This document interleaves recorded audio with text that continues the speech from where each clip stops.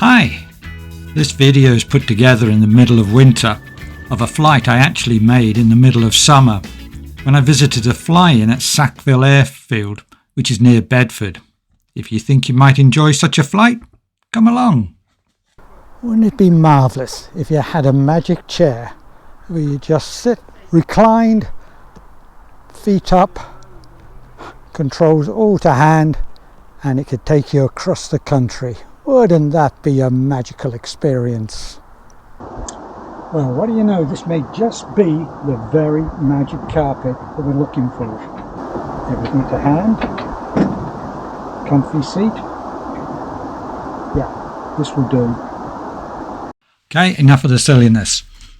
So this is the advert that Chris Larkin put out, and this is where we're starting in Wales, and it's just north of Bedford there, zooming in, north of Bedford, disused airfield, right by a little town called Risley, and there it is. It's a mile-long grass runway. So that's all my kit I've got, all labelled there, all to get into the very small space in the back of the aircraft, all neatly and securely stowed away. Make sure it can't interfere with any of the controls, etc. Right, everything's packed in. The wind's a bit stronger than I really like, but it looks okay. So let's get going. The wind had been blowing most of the day, a bit too strong, so I'd cut the grass and messed around making the intro, etc. But at last we're off. You can see with the wind is from the right, and we lift off and we turn into wind.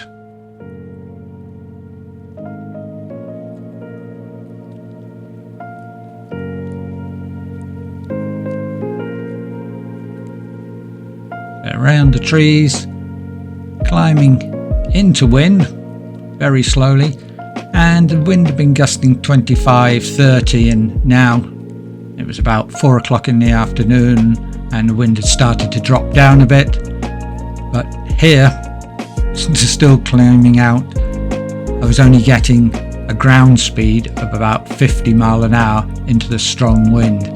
And you can see that chimney over there to the right. Just see if we can get a bit of a closer look at that. Yep, can you see that chimney there?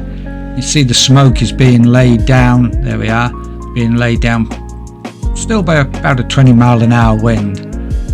But we want to go downwind, so come round, back over the airfield, climbed up to a couple of thousand feet now, over the hills and heading downwind. And was getting a good speed of about 100 mile an hour on a straight route all the way towards Evesham, and we stopped at Croft Farm.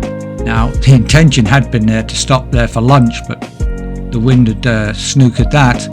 I was getting there more for an evening meal, but the cafe was closed, which is just across the road at a farmer's market thing, but I stopped there anyway. This is downwind. The River Avon there, coming round.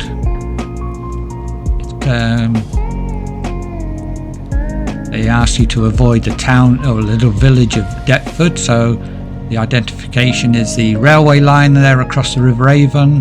Deptford village is in about the 1 o'clock position up there, and the airfield is just becoming visible just to the left there. That's Deptford Village. You can see the runway, a nice gap in the trees coming through, and of course coming into the wind slowed right down, so made things a whole lot easier to land. The wind was more or less straight down the runway, so it was a pretty easy landing.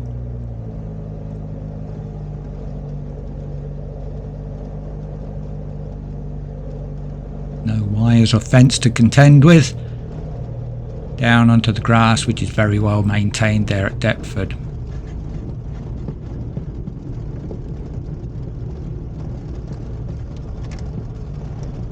Oh, the parking is about halfway along, so you can see it didn't even use half the runway. And it's quite a busy place, quite a lot of aircraft based here at Deptford.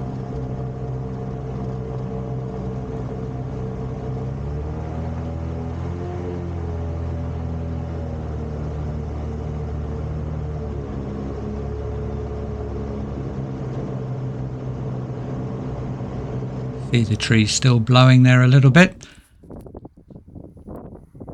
Oh, everything checked out okay. Paid my landing fee, which is very reasonable. But I think it goes to charity as well at this airfield. Looks like a nice Piper Cub there. And that's the Malvern Hills. That's the other side. So this is the next leg from Croft Farm to Sackville. And here we are taxiing out almost at the end of the runway to turn round to take off on this next leg. So the wind has started to ease, but once I get heading again, it's going to be a good tailwind.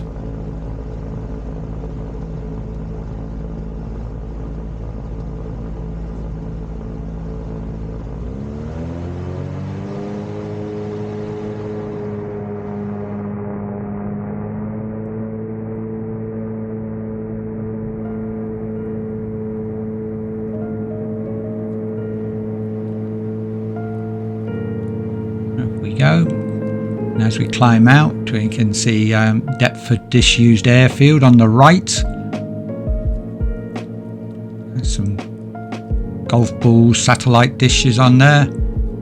There's the Malvern Hills and the M5 ahead of us, turning round, facing towards Gloucester, Cheltenham area, and then just climbing out, avoiding all the villages, of course, so not to annoy any of the local residents.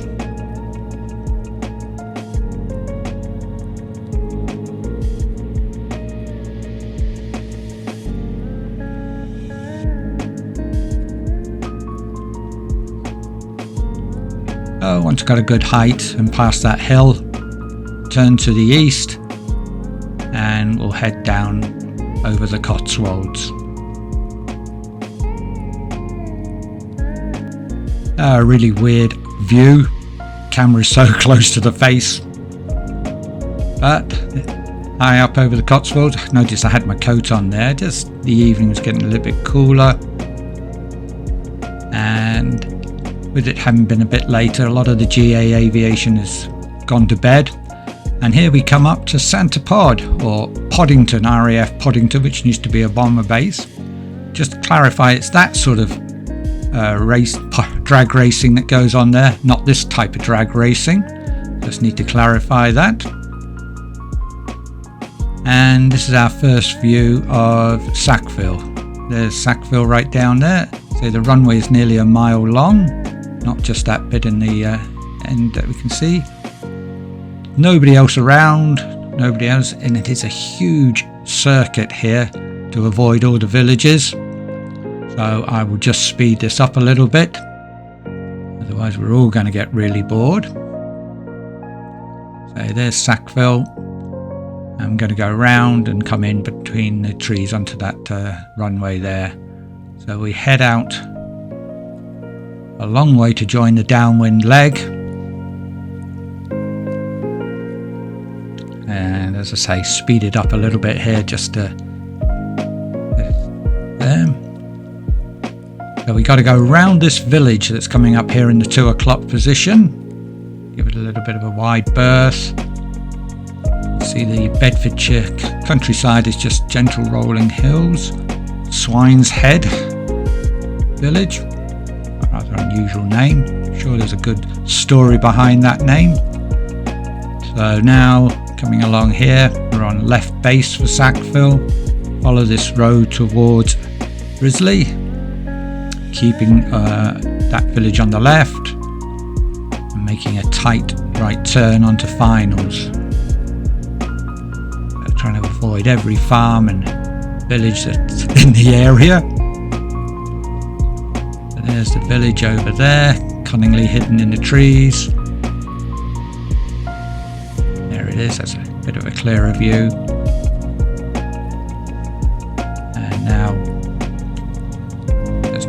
turn finals. There's the runway hidden there. Come round over those trees.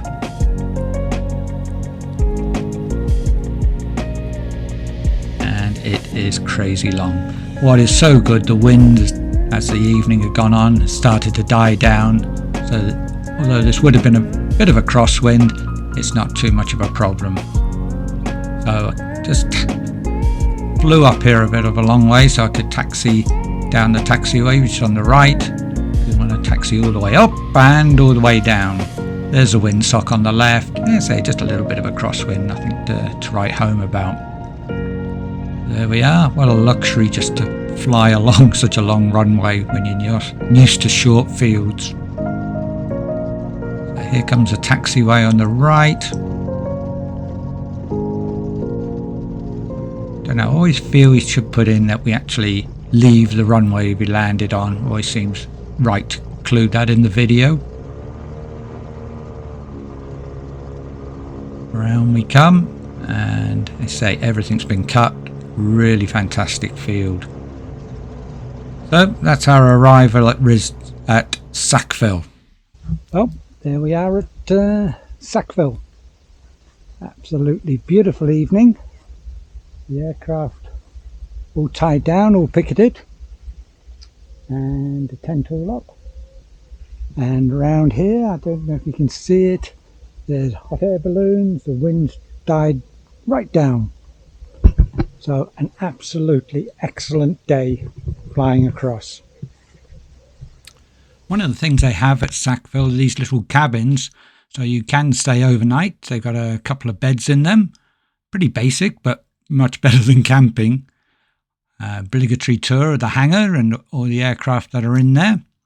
And then what is more quintessentially English than walking across the cornfields past the church to the village pub. So absolute perfect end to a perfect day. Fox and Hound, very, very nice pub. And then this was later, heading back, which wasn't quite so easy in the dark because we hadn't remembered which path to take, so it took a bit longer.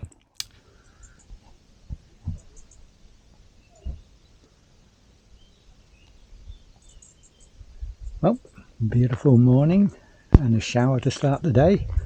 Can't be bad. The balloonists are getting ready. Let's see what's happening. This is about 6 o'clock in the morning. I'm an early riser at the best of times, but what a beautiful sight to see. Now this balloon took off and headed off downwind. There wasn't much wind, but it headed off down to the east, and he went about 5 miles downwind, then went up higher, only to about 1,500, 2,000 feet, found wind going in the opposite direction, flew back over the field, dropped down, and then an hour and a half later, he landed back on the airfield. This is apparently known as doing the box, according in ballooning circles. It's a kind of first time I've been up close and personal to balloons. Off we go! That just velcroed in, is it? Yeah. All right. Yeah. It's a quick release, so when the pull chute will just all velcros and pulled out. I take when it's inflated, it's held in even better, is it? Yeah, so as the air hits it, you'll see it'll go really tight. It'll just hold the velcro in.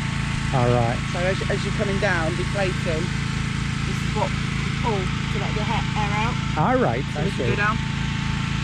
So they've got a line down on the bottom end, and it's attached to these, and you just rip it out, and all the velcro will pop off.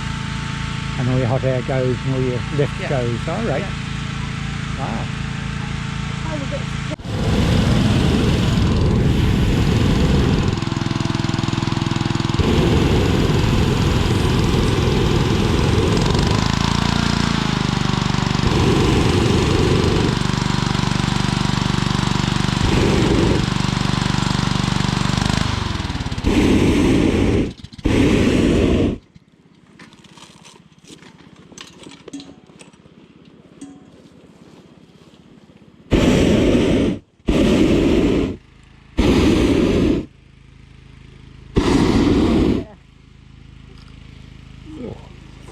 it's nice on a winter's morning. It's nice and warm now, isn't it?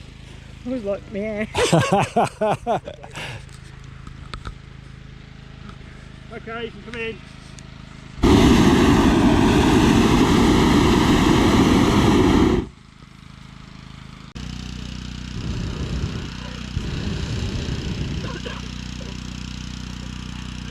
We ain't going anywhere now.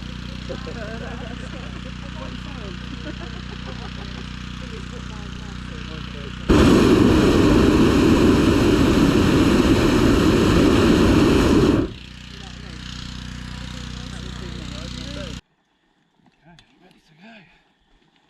Oh, let's go. I'm hooked. Okay, I'm free.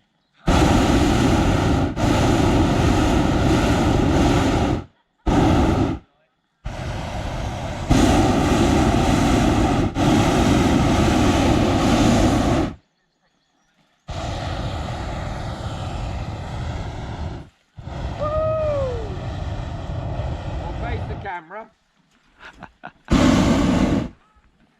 Spinning.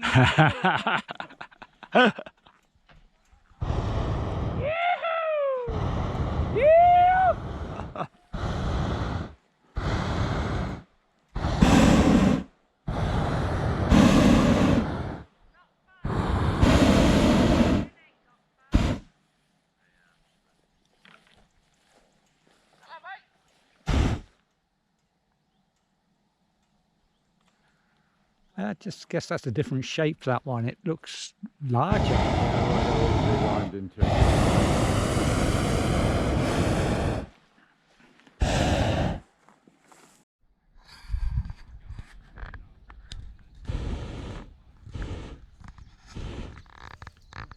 So apparently one of the crew on the ground was telling us that one of the vital pre-flight checks is make sure the pilot hasn't got the keys to the van. Apparently that's a common occurrence and a big sense of humour test, that the van's one place and the keys are with the pilot in a field somewhere else. Yeah, there were some SSDR aircraft there. This was the only one that flew in the weekend. But we did, there's over 70 aircraft that flew in on the Saturday.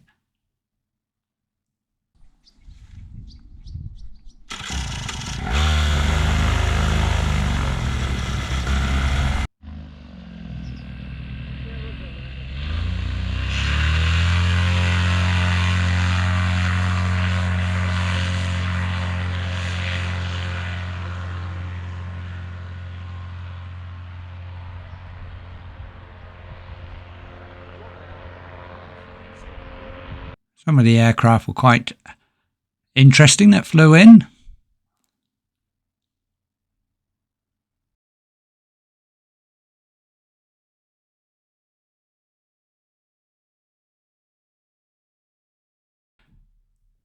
Chris Larkin has done a very good video and used Justin Parsons photographs. It's really excellent, so I'm not going to compete with that. I'm just going to leave a link at the end of the video.